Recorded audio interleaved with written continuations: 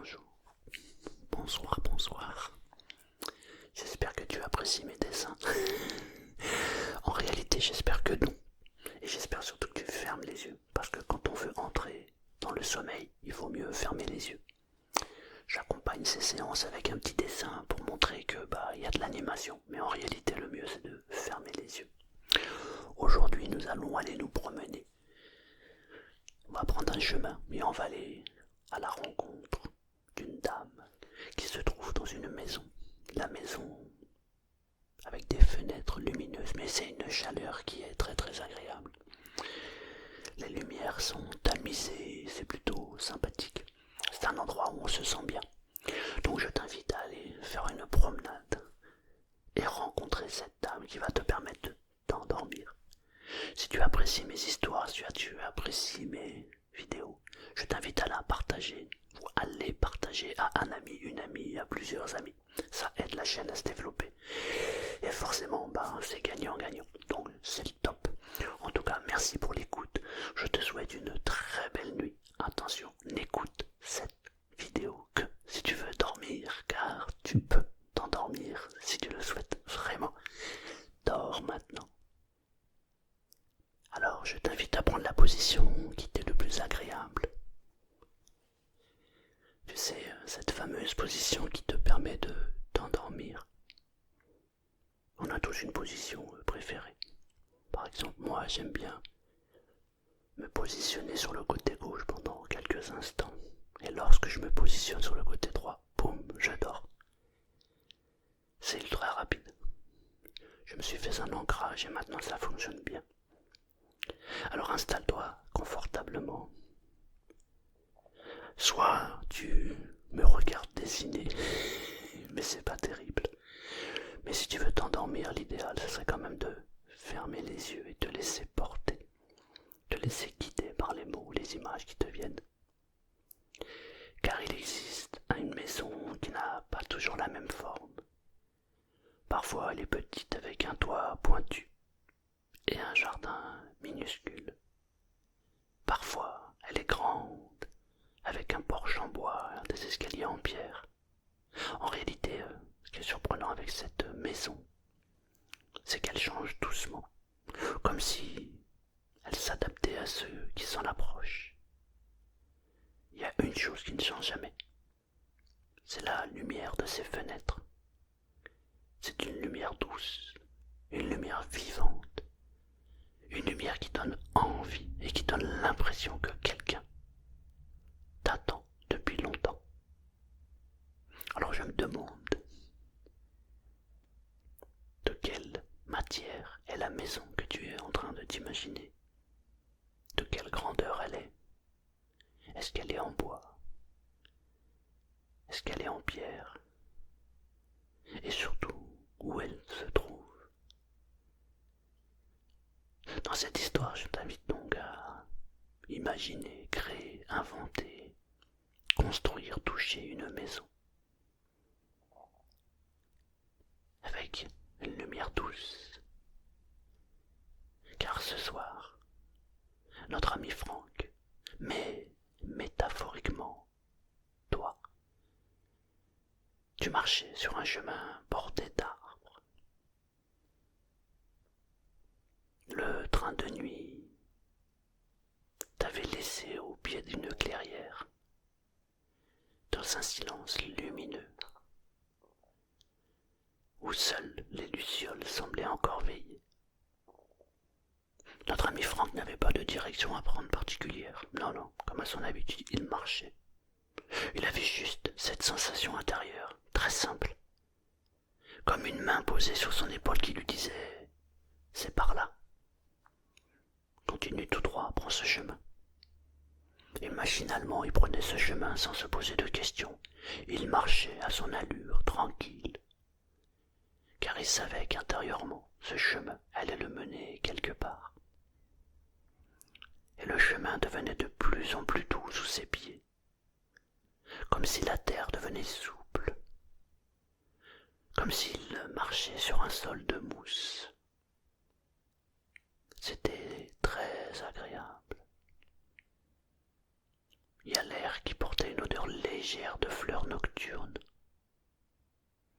Le genre de parfum qu'on ne sent qu'une fois et qui reste longtemps dans la mémoire.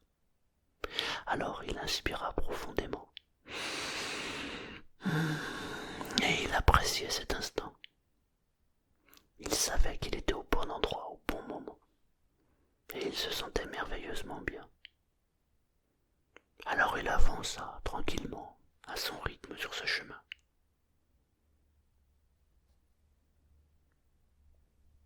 Et au détour d'un arbre, un majestueux arbre devant lui, il la vit, la maison aux fenêtres lumineuses. Elle était là, posée au milieu d'un terrain herbeux magnifique. Alors la façade était plutôt simple.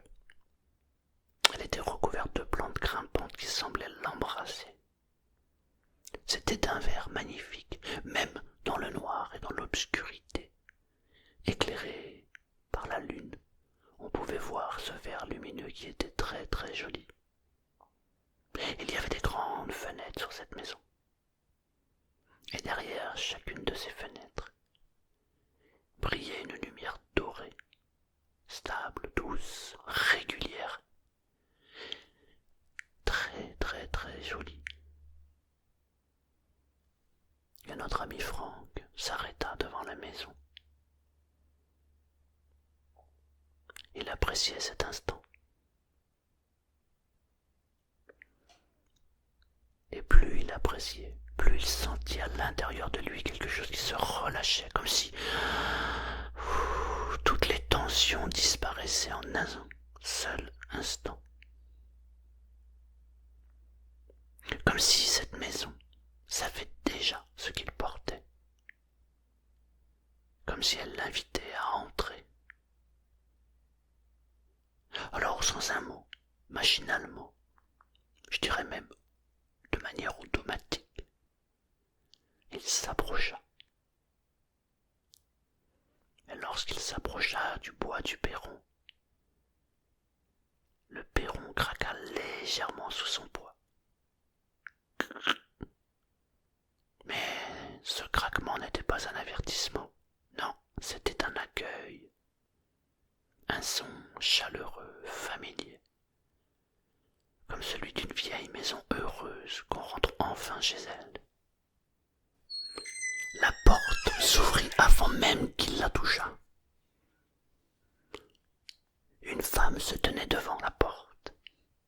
Pas une femme jeune, pas une femme âgée, non, une femme d'un âge indéfinissable. Son regard était clair, doux, et sa posture apaisante donnait l'impression qu'elle vivait exactement à son rythme, sans jamais se presser. Il la regardait, il ne savait pas quoi faire. Elle ne dit rien. Elle sourit simplement. Et ce sourire suffisait. Là, à cet instant précis, il savait qu'elle l'attendait depuis un moment et qu'elle était contente de l'accueillir. Alors elle l'invita à entrer d'un geste lent, d'un geste tranquille. Il entra dans cette maison sans se poser de questions, sans a priori. L'intérieur de la maison était baigné de lumière. Mais pas une lumière agressive, non, non, non, une lumière diffuse, chaude, comme si elle venait de milliers de petites bougies que l'on ne voyait pas. Ceci créait une ambiance très très chaleureuse. Et il se sentit bien instantanément. Les murs étaient couverts de cadres. Il y avait des tableaux, il y avait des dessins, il y avait des croquis. Mais ce qui était surprenant, c'est que aucun n'était terminé. Tout semblait en cours de création. Comme si chaque image attendait le passage d'une personne pour prendre sa forme définitive. Au centre de la pièce principale, il y avait une grande table en bois, du vécu. Mais elle était très très solide, elle était massive. Et sur cette table, il y avait des feuilles blanches, il y avait un encrier, et il y avait une bougie qui brûlait lentement, comme si on aurait dit qu'elle refusait de mourir, cette bougie, comme si elle attendait depuis tellement longtemps. La femme parla enfin. Sa voix était douce, comme si chaque mot avait été choisi pour ne jamais blesser et pour toujours envelopper. Cette maison n'est pas un refuge, elle est un miroir. Ce que tu vois ici, c'est ce que ton cœur n'a pas encore osé regarder. Il regarda autour de lui, il inspecta la maison. Elle était chaleureuse. La dame lui tendit une feuille blanche.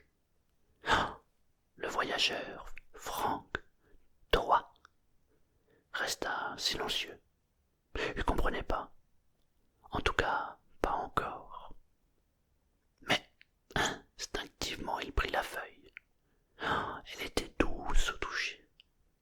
Elle était épaisse. Elle était parfaitement blanche, comme si elle n'avait jamais connu la moindre trace. Alors la femme ajouta: assieds-toi. La maison va t'aider. Tu n'as rien à écrire, rien à dessiner, juste à être là. Frank s'assit. Il posa la feuille devant lui. La lumière de la pièce semblait le traverser, et semblait traverser la feuille aussi, comme si elle cherchait à y inscrire quelque chose. Et, peu à peu, il sentit une chaleur dans sa poitrine, une chaleur lente, profonde, qui montait depuis son ventre et qui se diffusait jusqu'à ses épaules. Une sensation très très agréable. C'est là où il se dit: il est temps de lâcher toutes les tensions.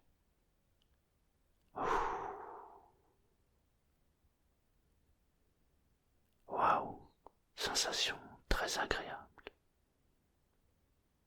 La femme s'approcha. Elle posa une main douce sur son dos, près de son omoplate, et à cet instant quelque chose se passa. La feuille lentement commença à changer.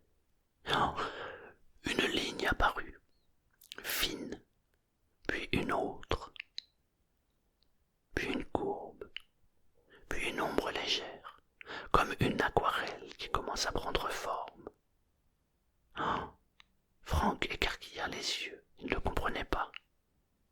Mais la femme lui dit: tu n'as rien écrit, tu n'as rien tracé. C'est la maison qui lit ton cœur. Elle met en image ce que cherche à sortir de toi.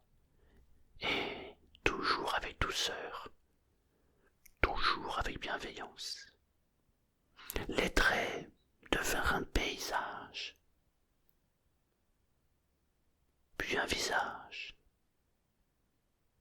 puis un chemin, puis une forme abstraite qui semblait glisser dans la lumière. Et chaque image durait quelques secondes, puis se transformait doucement, comme si la feuille rêvait à sa façon. Frank sentit sa gorge se serrer. Mais ce n'était pas de la tristesse. Non, c'était un souvenir doux, trop longtemps enfoui, qui remontait enfin sans douleur. La femme murmura: tu peux laisser venir. Ici, rien ne fait mal. Ici, même les souvenirs lourds deviennent légers. La maison ne montre que ce que tu es prêt à voir, et jamais davantage. Ici, tu ne gardes que le meilleur, tu ne gardes que ce que tu souhaites obtenir, ce que tu souhaites voir. Alors, Frank posa une main sur son cœur. Peut-être même que tu peux le faire toi-même. Poser une main sur ton cœur, en l'imaginant peut-être. Imagine poser ta main sur ton cœur et ressens le relâchement. Un véritable relâchement. Comme s'il retirait un sac invisible de son dos. Imagine, tu poses ta main, tu ressens le relâchement. Et cette impression, comme si on retirait une lourdeur. Et peut-être même que tu peux ressentir de la légèreté à l'intérieur, un mouvement magique. Et la feuille, à ce moment-là, s'éclaira d'elle-même. Une lumière dorée la traversa. Les images se dissipèrent doucement. Puis, la femme souffla la bougie. Et la pièce se transforma.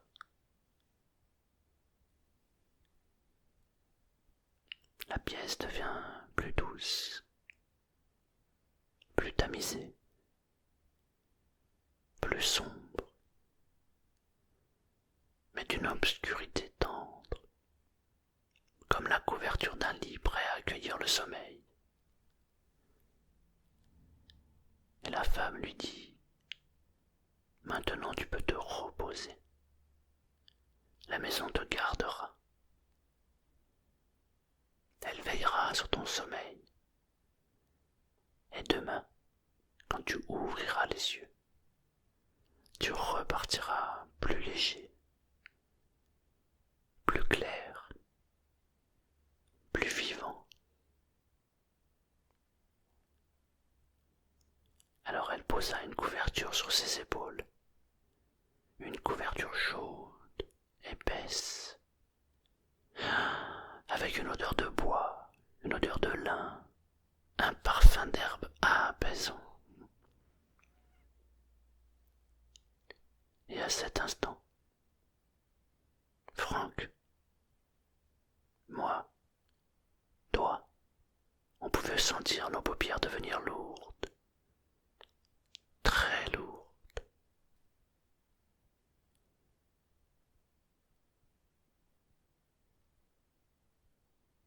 Il ferma les yeux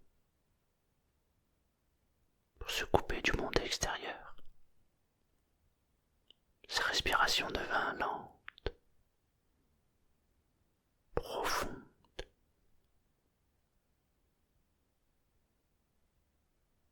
Régulière. Et la maison aux fenêtres lumineuses, sans un bruit, l'enveloppa entièrement de sa douceur. Et à cet instant, notre ami Franck, et peut-être même toi, qui écoute encore vaguement cette histoire, se laissa surprendre par le sommeil. Et il s'endormit paisiblement, comme un enfant, comme si la nuit elle-même avait posé une main sur son front.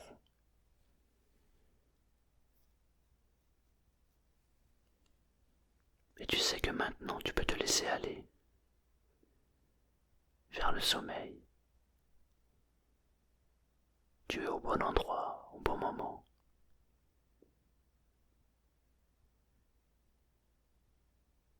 Tu as laissé partir les tensions. Toutes les tensions se sont complètement évaporées.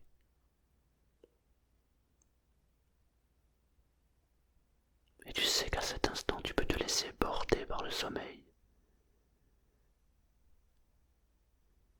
Tu es bien entouré.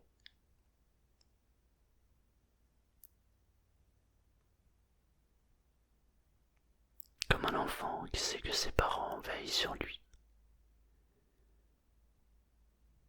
Tu sais que, quelque part dans cette nuit, quelqu'un veille sur toi.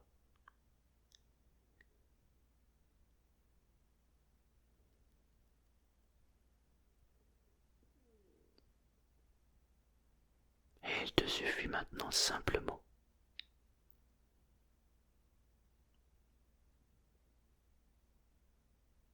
de te laisser aller complètement vers le sommeil.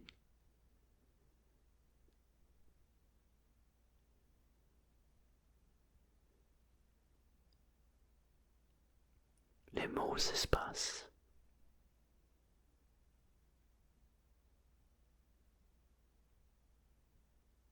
Les phrases s'espacent.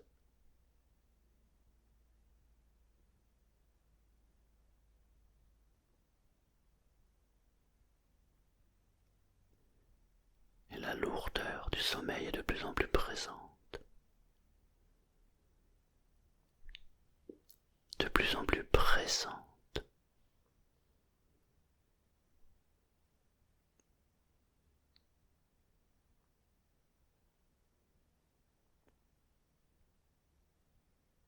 Alors tu peux maintenant